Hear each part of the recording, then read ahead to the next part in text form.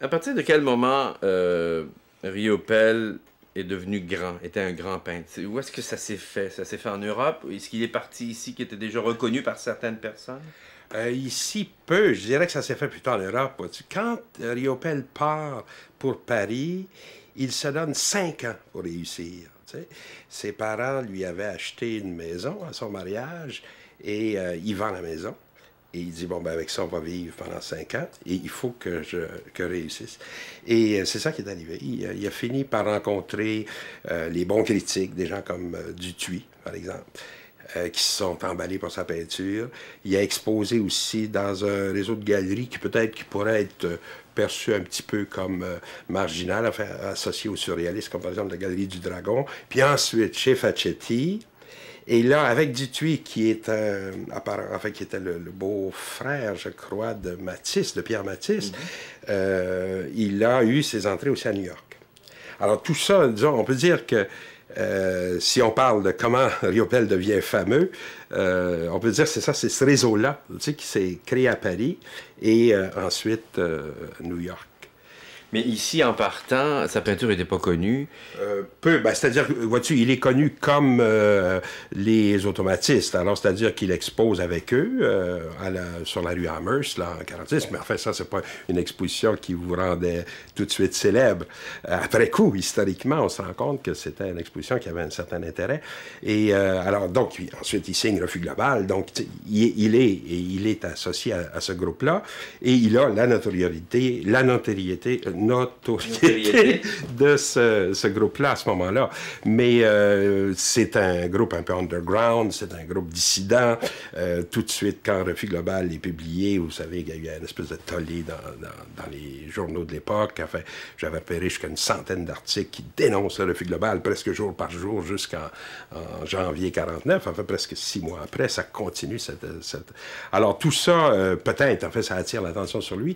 Mais disons, la peinture qu'il fait ici au Canada à ce moment-là, bon, il y a des aquarelles, il y a des monotypes, enfin, il y a des débuts un peu des choses à l'huile, mais c'est surtout à Paris, évidemment, que ça se dessine et que, enfin, que le style qu'on associe avec lui habituellement là, se précise là-bas. Bordua, dans tout ça, qu'est-ce qu'il a été pour lui? Alors, ça a été son professeur à l'École du Meuble. Il faut savoir que Riopelle était un élève récalcitrant au départ. Nous savons ça par le témoignage de Claude Gauvreau qui a raconté ça, que Riopelle s'opposait à l'enseignement de Bordua parce qu'il avait subi, il dirait peut-être, l'emploierait peut-être pas ce mot-là, mais il avait subi l'enseignement très académique d'un monsieur Henri Bisson. Hein, que personne ne connaît, qui était un professeur je pense, de petite école là, à Saint-Louis-de-Gonzague, là, dans la paroisse où il est né, et qui lui donnait des leçons de peinture, mais des leçons de peinture très académiques, enfin, fallait copier une truite, un hibou empaillé ou des choses comme ça.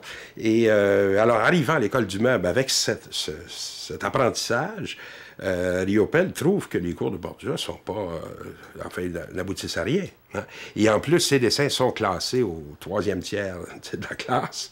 Alors, tout ça crée de l'antagonisme entre les deux. Et il faut attendre, en fait, quelques années avant que Riopelle, enfin, abandonne cet art académique qu'il avait reçu, enfin, en voit les limites, si on veut, parce qu'il était capable de le faire par lui-même. Et là où on peut penser, enfin, que là, ses rapports avec Bordua sont devenus meilleurs. D'autant qu'il a passé aussi un été à Saint-Hilaire avec lui. Il aime dire qu'ils n'ont pas beaucoup parlé de peinture pendant cette période-là, qu'ils ont parlé plutôt de pêche Ils allaient voir le père Ozias le Duc. Oui, ben oui, le vieux Ozias, qui d'ailleurs, Riopelle a des souvenirs sur Ozias le Duc en fait, qui sont un peu uniques. En fait, quand il raconte il vous l'a peut-être fait lors de vos entrevues, cette idée que le vieux le Duc reprenait le même tableau d'un arbre pendant plusieurs saisons, lui ajoutait des feuilles, les faisait tomber, tout ça. En fait, ça, sur le même tableau. Sur le même tableau, qui évoluait en épaisseur. C'est ça, avec les saisons, tu vois, qui changeaient. Ça, c'est Riopelle qui a raconté ça. Enfin, je ne sais pas dans quelle mesure si on pourrait vérifier un truc comme ça, mais enfin, je n'ai pas de raison de ne pas le croire. En fait. Mais c'est vrai qu'il a eu, grâce à Bordua, en fait, qui était son élève depuis très longtemps, la possibilité de rencontrer M. le Duc. Et là, il en a gardé d'ailleurs un souvenir extraordinaire. Riopelle possède un magnifique dessin de le Duc. Hein, et donc, je pense que c'est ça. Il se réfère d'ailleurs souvent à Bordua et le Duc ensemble, en fait. Donc, à quel moment, donc, en France, on l'a classé parmi un des 10 grands? Oh, ça, c'est peut-être quand même plus tard parce que, tu vois, si on parle, là, tout à l'heure, je parlais vraiment des débuts, hein, des débuts. Ensuite, bon, alors, il y a les allées et venues entre New York et Paris, etc. Et donc, probablement, enfin, à partir des années 60, il est devenu comme un... C'est d'ailleurs, c'est curieux, à New York, il est présenté souvent comme un peintre parisien. Hein. Il est associé avec l'avant-garde parisienne. De temps en temps, on va dire « from Canadian origin », mais il est vraiment... Par exemple, au Guggenheim, il fait partie de l'exposition qui s'appelle The Younger European Painter. Hein? Painters. Alors, à ce moment-là, donc, il est très associé à la France. J'ai déjà entendu des critiques français dire « Vous savez, c'est un peu notre Pollock ». J'ai dit, il était un peu à nous aussi. On a essayé de voir, mais en fait, il y a une espèce d'appropriation. Mais je pense que aussi, il ne faut pas non plus minimiser le fait que Riopelle a fait un choix. Enfin, il a choisi de vivre à Paris. Enfin, et donc, aussi d'associer beaucoup son œuvre à, j'allais dire, aux avatars de la peinture parisienne. Hein. Ça, c'est avec ce que ça avait de formidable, en fait, d'être avec des gens comme Mathieu, Hartung, Poliakov, tout ça, en fait, tout ce qu'on a appelé l'abstraction lyrique. Et d'autre part, tout l'antagonisme avec New York, enfin, qu'on a vécu pendant cette période-là aussi, c'est-à-dire que peu à peu, la France, à mon avis, s'ouvrant un peu les yeux sur ce qui se passait à New York.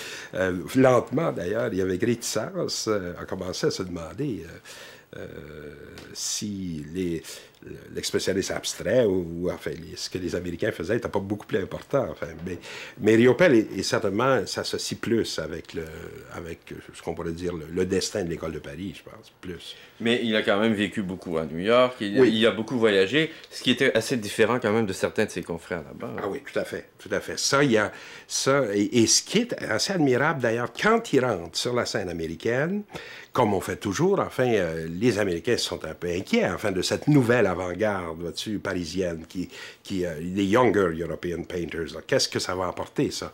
Et là, ils font des comparaisons. Enfin, ils vont rapprocher Dubuffet de Koenig, ils vont rapprocher... Et Riopelle est souvent comparé à Pollock. Hein? Riopelle a dit plus tard, je me sens pas beaucoup d'affinité avec lui, etc. D'accord, en fait, ça, on pourrait... Mais dans la critique américaine, ça a été le filtre, enfin, pour comprendre un peu ce qu'il fallait. Et je m'explique un peu pourquoi. C'est que la peinture de Riopelle, contrairement à beaucoup de peintures françaises, est ce qu'on pourrait qualifier d'une peinture all over. Hein? C'est-à-dire une peinture dans laquelle tu n'as pas de hiérarchie entre les éléments. On a l'impression d'un immense champ coloré, vois-tu, où il n'y a pas de point de focalisation important. Enfin, tout ça a l'air de se donner. Et ça, c'est une caractéristique de la peinture américaine. Enfin, qu'on retrouve, je sais pas là, qu'on retrouve chez beaucoup d'autres. Alors, dans ce sens-là, on peut dire qu'il y avait une espèce d'affinité avec la peinture des États-Unis chez Riopelle, qui le mettait un peu à part dans l'avant-garde européenne, et par ailleurs, qui lui enfin, le rendait intelligible pour les critiques américains.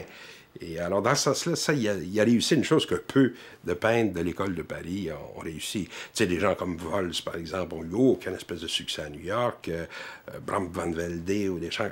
Ils n'ont pas du tout réussi. Même on a présenté leurs œuvres là-bas, ils n'ont pas réussi à percer du tout sur ce marché-là. Ils sont revenus, c'est tout. Parce que ça, Dieu sait si pour Vols, on a tenté de le comparer à Pollock aussi, et tout ça, mais ça, on fait des tableaux grands comme ça, avec des marques de verre de rhum. Ça n'a pas impressionné les New-Yorkais. Vous parlez d'un Riopelle qui part, donc il se donne 5 ans. Ça prend quand même une détermination assez énorme. Oui. Il y arrive très très bien. Il se classe quand même maintenant dans les très très grands peintres.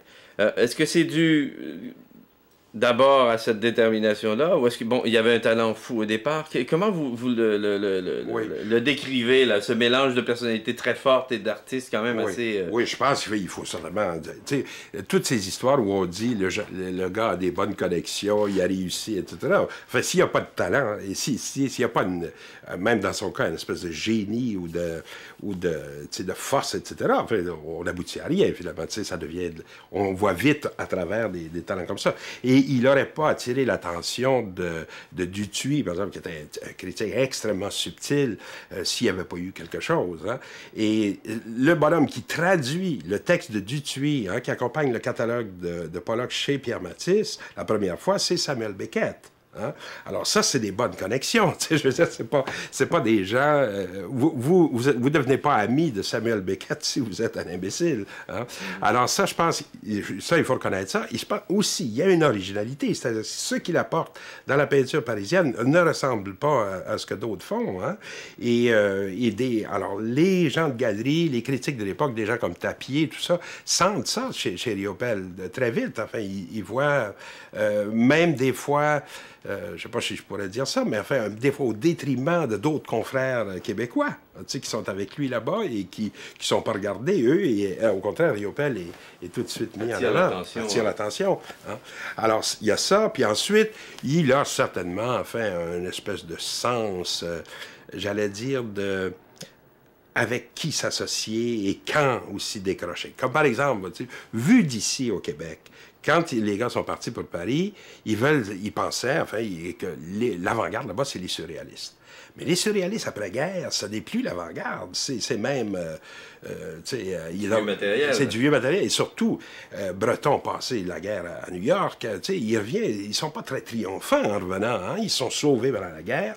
Ils se le font dire, d'ailleurs, par des gens comme Tzara, par des Picasso, qui est resté sur place, etc. Alors donc, cette association avec les surréalistes est vite perçue comme malsaine. Bon, il y en a qui verront pas ça, qui vont rester avec eux jusqu'au milieu des années 50, je ne veux pas nommer personne, mais...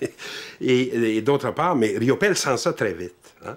Et là, il passe, enfin, d'accord, son exposition à la Galerie du Dragon est préfacée par Breton, c'est pas mauvais, en 49, mais après, c'est fini. Une brisure assez radicale, d'ailleurs. Après, c'est fini. Là, c'est fini.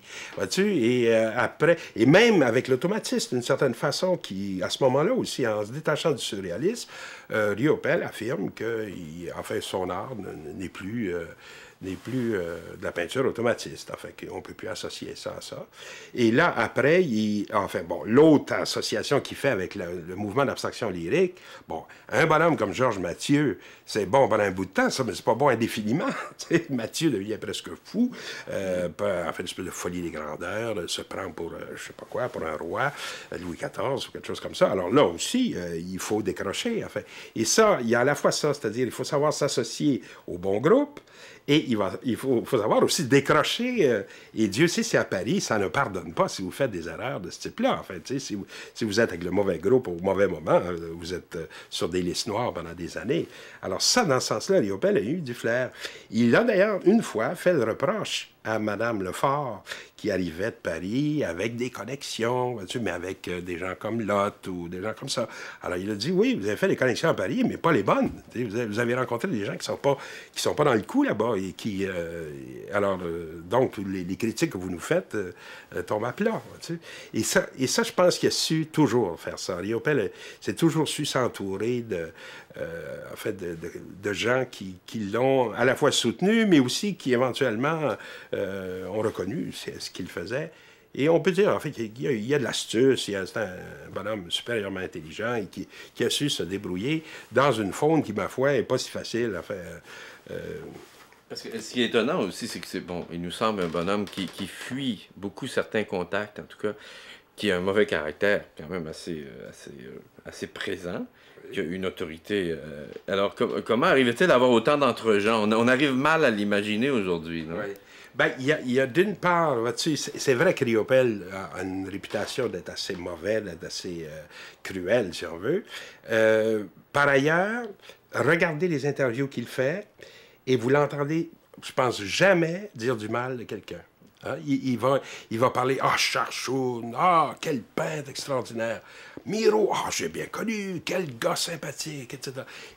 Et vous dites, alors, il est ennemi de personne, et ça, sur les gens qui comptent, j'ai l'impression que ça, c'est le discours de Riopelle. Sur les gens importants, en fait, les gens avec lesquels il est en bonne relation, c'est le discours. C'est un discours admiratif qui supporte complètement les peintres qu'il a admirés, etc. Et au fond, les gens avec lesquels il est plus emmerdant, probablement, c'est les gens comme nous, avec lesquels il n'y a pas beaucoup de rapports Quoique je ne peux pas me plaindre personnellement beaucoup de ces, enfin, des difficultés. Il était plutôt très sympathique. Comment, bon, on parle toujours de période dans la vie d'un peintre. Est-ce que ce qu'il fait aujourd'hui, par exemple, c'est considéré un peu comme une fin d'œuvre, quelque chose de plus mineur par rapport, par exemple, à ce qu'il a fait dans les années 50 ou 60? Oui, les dernières choses, disons, des 10 dernières années, le moins qu'on puisse dire, l'ont surpris, hein, à cause des techniques. On était habitué donc à des empâtements extraordinaires chez Riopelle, avec beaucoup d'épaisseur, tout ça. Puis, et là, soudainement, enfin, Riopelle fait des déclarations du genre, bon, il n'y a plus de couleurs maintenant, il n'y a plus de pinceau, il n'y a plus de palette, on ne trouve plus rien sur le marché, toutes ces choses-là ont disparu. Ce qui est à la fois faux et vrai, c'est-à-dire, c'est bien sûr qu'il y en a encore, mais il n'y en a plus comme, en fait, de qualité artisanale auquel il était habitué. Bon. Et là, on le voit, au contraire, penser à des bombes aérosols, des systèmes un peu de cache, enfin, où vous placez votre... de cache. Oui, tu sais, et vous faites comme ça. Alors là, donc, on peut dire que ça a surpris. Par contre, ce qui m'a intéressé, moi, dans cette dernière période-là, c'est que vous avez une espèce de rapport avec le graffiti là-dedans. Mais le graffiti tel qu'on le fait maintenant, pas le graffiti sympathique, tu sais, gratté, minuscule, mais le graffiti dérangeant, celui qu'on voit dans le métro, celui qu'on voit encore plus, évidemment, dans les métros de New York ou dans... Et là, c'est un espèce d'art, donc, de folk art, si on peut dire, une espèce de low art, comme les critiques américains décrivent ça, et qui est réassumé par un grand peintre, enfin, et qui en fait un langage, tout d'un coup. Et de la même façon que, tu sais, on a été surpris au début et scandalisé par le pop art quand ils sont mis à imiter des choses, les bandes dessinées, des choses comme ça, j'ai l'impression que c'est la même réaction qu'on a. Là, on dit, ah, qu'est-ce que c'est cette histoire-là? Et surtout, alors, de mettre dans les musées, tu comprends que s'il y a un lieu où on ne peut pas faire de graffiti, c'est le musée. On peut faire des graffitis n'importe où, sauf au musée. Hein? Alors, d'entrer ça dans le musée, ça a eu ce choc un peu subversif qui, à mon sens, est très frais, enfin, est très nouveau et très inattendu.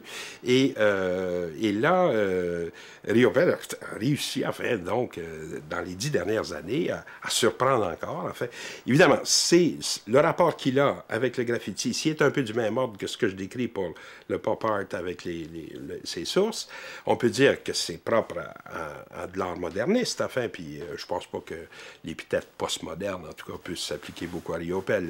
Je sais pas, mais il n'en voudrait pas non plus. Mais, alors, il est cohérent avec sa génération. En fait, c'est ce que les peintres de son temps ont fait, c'est ce que Picasso faisait avec des bouts du journaux dans les papiers collés, etc.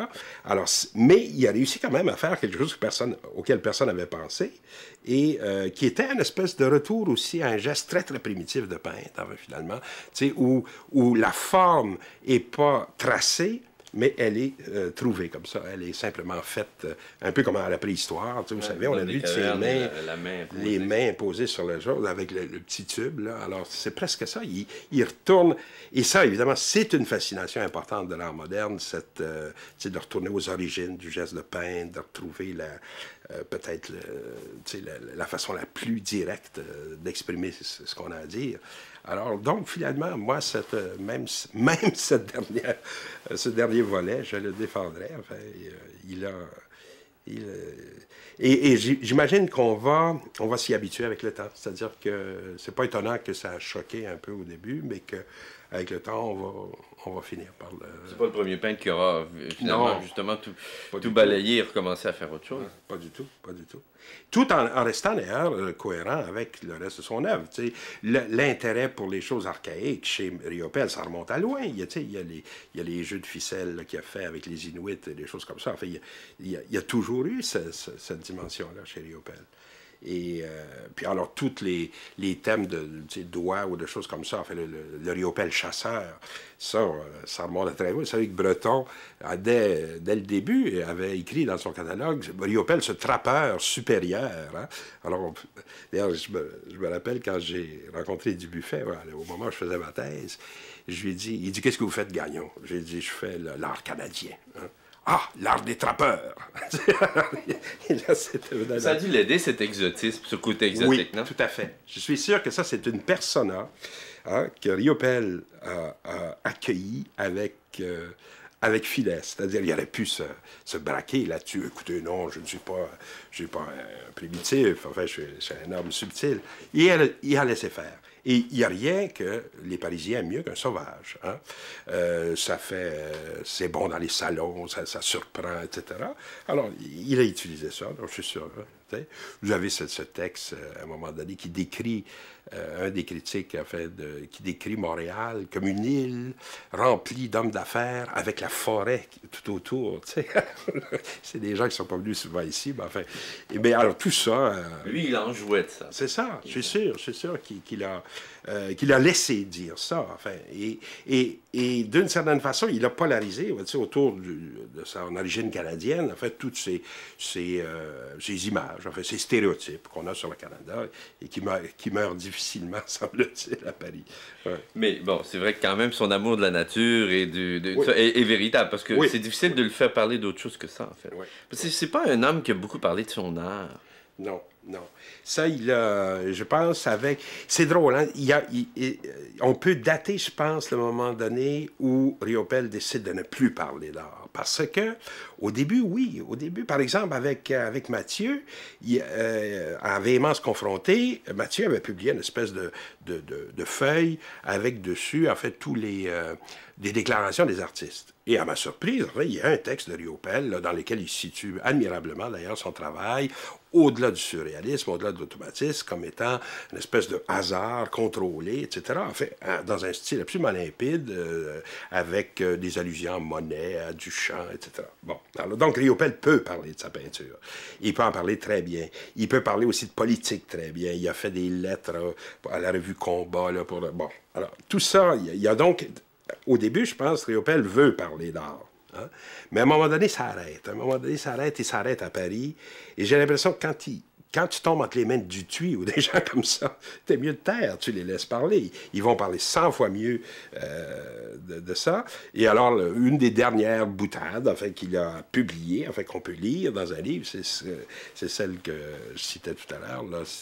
On ne demande pas aux écrivains de peindre sur leur tableau, sur leur roman. Pourquoi demanderait-on aux peintres de parler de leur peinture? Et ça, c'est à partir de quelle date, à peu près? Quelle année, à peu près? Ça, je dirais, c'est ça. C'est vers les années 50, vois-tu, tout ça. Là. Donc, finalement, assez tôt. Et la critique s'empare de ça. Riopelle est un merveilleux artiste avec les critiques. C'est-à-dire qu'il n'intervient pas. Alors, évidemment, on peut faire des interviews qu'on ne pourra pas utiliser parce qu'il nous aura parlé des courses d'auto et de la boxe et des choses comme ça. Alors, d'accord, il y a interview, mais on ne peut pas faire grand-chose. Mais par ailleurs, il nous laisse faire notre métier. C'est-à-dire que si quelqu'un écrit quelque chose d'intelligent sur lui, il est content. Il n'est pas intervenu à ce niveau-là. Et ça, j'avoue que j'aime mieux ça qu'un artiste qui vous dicte. Comme critique, moi, j'aime mieux la liberté qu'il me donne. Est-ce que c'est le plus grand peintre de l'histoire du Québec? Ah, c'est une difficile question. Il y a un rival, au moins, de ma part, qui serait avec Bordua. Mais Bordua n'a pas, certainement, la notoriété internationale que Riopelle a eue. Et je vous dirais que dès que vous allez en dehors du Québec, si vous vous promenez en Europe ou même, moi j'ai vu en Israël aussi, les gens, quand vous parlez d'art canadien, le seul peintre qu'on connaît, c'est Riopelle. Et il est j'ai même vu une fois dans un ski-ra, Bordua présenté comme un élève de Riopelle. Alors, c'est peut-être un peu exagéré, mais je pense que ça correspond à un fait sociologique, qu'on ne peut pas nier, qu'il est certainement, on pourrait dire, peut-être probablement, le plus grand peintre du Québec. Ouais. C'est étonnant qu'il n'y ait jamais eu une somme de son œuvre ou de quelque chose. Ça a été fait à l'écrit. Oui. Mais il n'y a pas eu grand-chose d'autre de fait sur lui. C'est quand même assez étonnant. C'est peut-être à cause de son attitude, je ne sais pas. Peut-être. Il y a, évidemment, du côté des écrits, il y a Guy Robert qui a fait 2 livres, dont un très bon, très, très important, et Riopelle, chasseur d'images. Et puis il y a eu aussi, c'est ça, il y a eu Pierre Schneider, à Paris, qui a fait des choses aussi. Du côté des médias, du côté donc d'un film, mais on a fait un film sur Pellan à la toute extrémité, hein? Est-ce que c'est pas une habitude québécoise Peut-être, de mépriser, reconnaître à la dernière ouais, minute ouais, de son mépriser nos grands hommes et tout d'un coup de se réveiller vers la fin en disant il faut qu'on fasse quelque chose. Enfin, il y a peut-être ça. Et évidemment, les films qui ont été faits sur Riopelle, en général, ils sont pas rétrospectifs. Hein, ils traitent un moment. Hein. Et ça, peut-être que Riopelle y a encouragé d'ailleurs, parce qu'en fait, finalement, c'est plus simple hein, que d'aller chercher des vieux souvenirs puis de faire des interviews avec des gens qui l'ont connu à telle époque et telle autre. C'est plus compliqué et ça demanderait plus d'investissement. Mais ça ne serait pas impossible à faire et ça serait certainement passionnant à faire. Ouais. Je vous remercie beaucoup.